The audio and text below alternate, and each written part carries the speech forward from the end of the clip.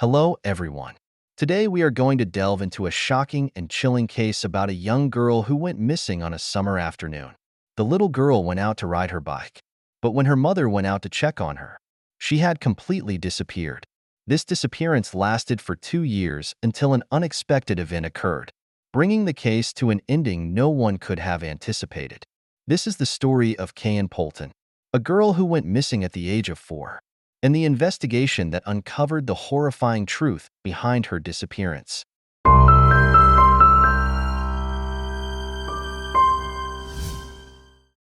Kayan Polton was born on September 20th, 1989, in Rochester, New York. She is an only child and always received love and care from her parents. When Kayan was 3 years old, her parents decided to divorce, and Kayan stayed with her mother.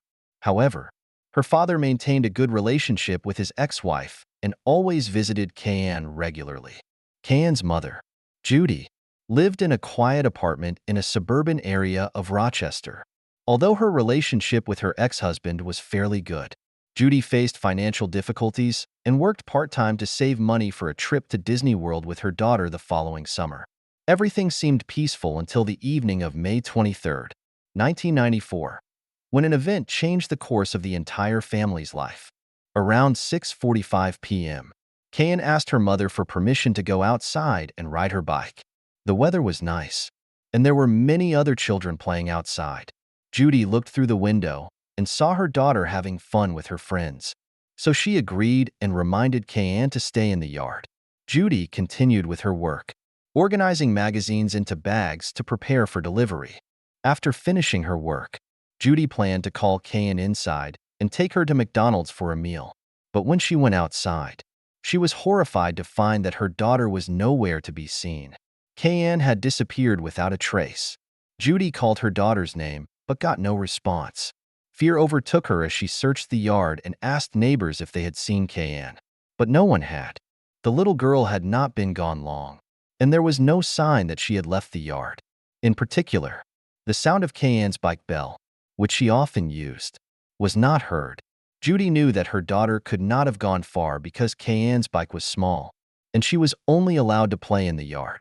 Judy became increasingly worried and began to feel that something was wrong. When she couldn't find Kayan, Judy decided to call the police. Authorities arrived immediately and began searching the yard and the surrounding neighborhood. Everyone in the apartment complex participated in the search, but no one found any trace of the little girl or her bike. Kayan's disappearance became a mystery without answers, and the police immediately suspected that it might be a kidnapping. The search continued throughout the night, but there was no result. The police quickly realized that this wasn't a normal disappearance. They strongly suspected that it was a kidnapping and began a thorough investigation.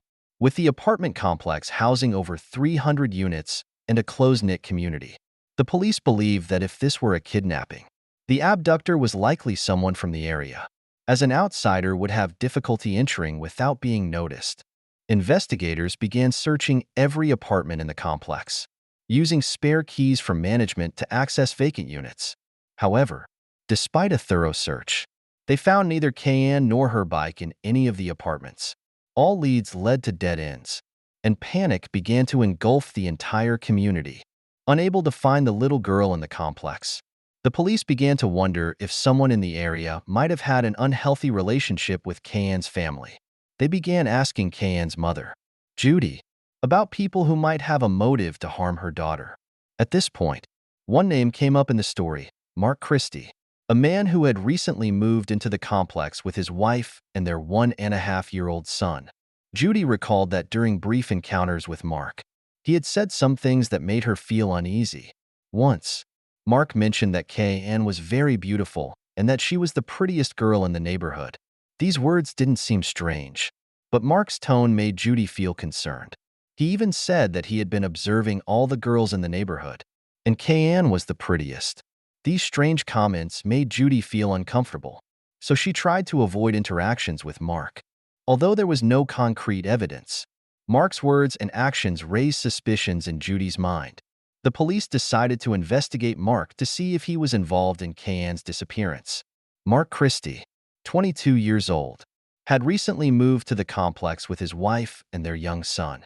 Judy recalled the brief encounters with him and felt something was off.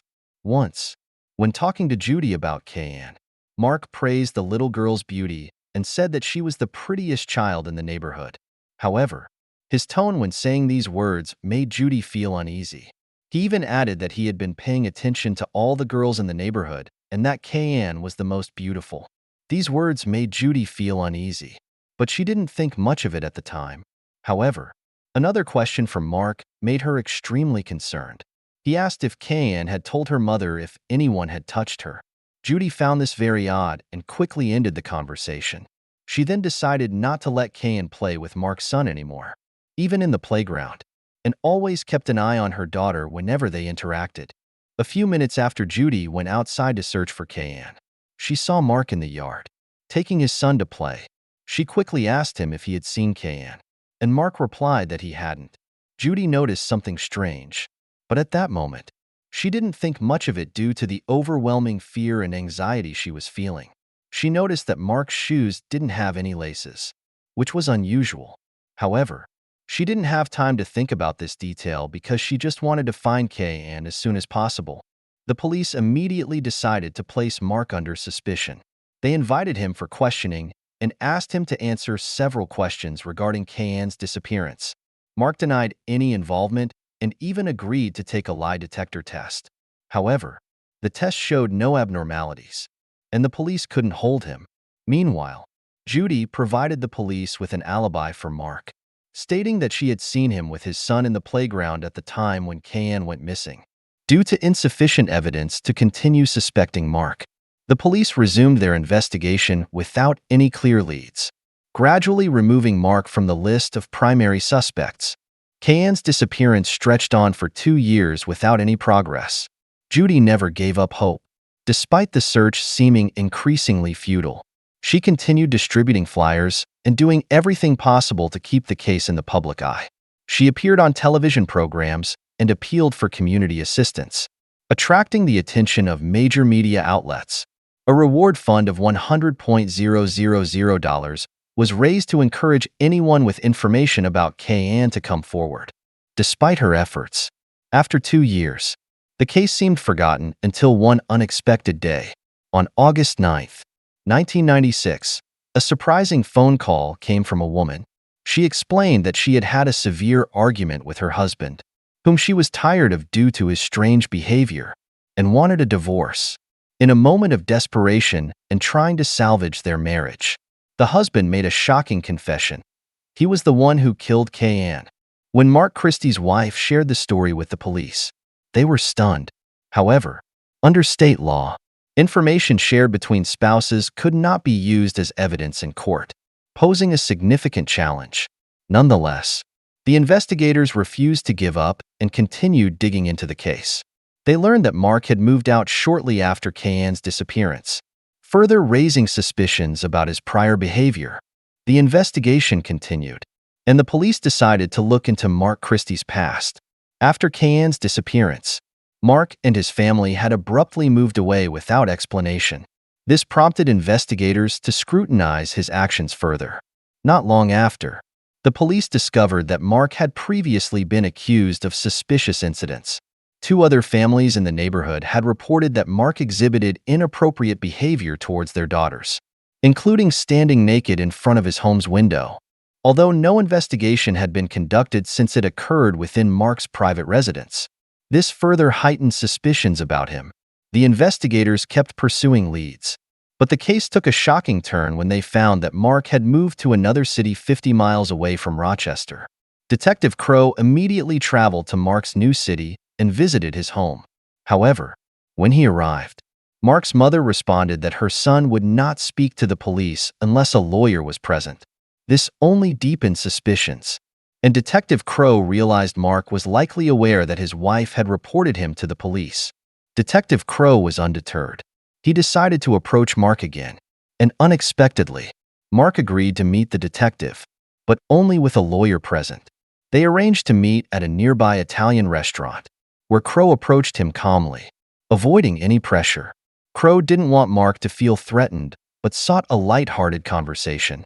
This meeting eventually yielded surprising results. While waiting for their food, Mark began to confess, almost uncontrollably, that he had been haunted by the image of Kayanne, the little girl he had killed. He admitted that seeing her in flyers and on television programs tormented him. Gradually, Crow succeeded in making Mark feel confident and boastful about how he had deceived the police for so long. Mark even described how he had disassembled Kayanne's bicycle and disposed of its pieces to cover up his crime. Finally, Mark confessed to all his crimes. He explained that on the day Kayanne disappeared, she had come to his house to play with his son. When he heard Judy calling for her daughter, he panicked, knowing Kayanne's mother would be angry if she found out he had allowed Kayanne into his house without permission. In his panic, Mark went upstairs and strangled Kayanne to death. After killing her, Mark hid her body in a laundry basket and went out to establish an alibi. He drove to his workplace and hid Kayanne's body in a refrigeration unit. He disposed of all evidence and then joined the search efforts, pretending to have no involvement. Although he thought his actions were well concealed, the truth eventually came to light. Mark was arrested and convicted of murder. After 2 long years, Judy finally received answers about her daughter's disappearance. Although the exact cause of death could not be determined due to the severe decomposition of Kayanne's body, her family could at least bring her home for a proper burial. Mark Christie was sentenced to life in prison for his crimes. Despite his attempts to reduce his sentence by claiming psychological torment and remorse, the court did not accept his plea. Mark not only murdered an innocent child, but also concealed his crime for 2 years, leaving Kayanne's family to live in anguish and false hope. After the truth came to light, Judy, Kayanne's mother, could finally lay her daughter to rest. Although Kayanne was gone, her family could at least know what had happened and hold a funeral to say goodbye. The pain of loss remained, but they finally had the answers they had searched for over 2 years. Kayanne's case serves as a stark reminder of the cruelty humans are capable of and how the justice system, though slow, can ultimately bring resolution. With Mark held accountable for his crimes, the case closed, but it left a lasting impression on those involved. Kayanne, though no longer with us, remains a part of their lives, and her story is a poignant reminder of the importance of protecting children and never giving up hope. What do you think about this case? What are your thoughts on Mark's actions and the justice in this situation? Share your opinions in the comments section. And don't forget to like and subscribe to the channel for more stories. Thank you for watching today's video, and see you next time.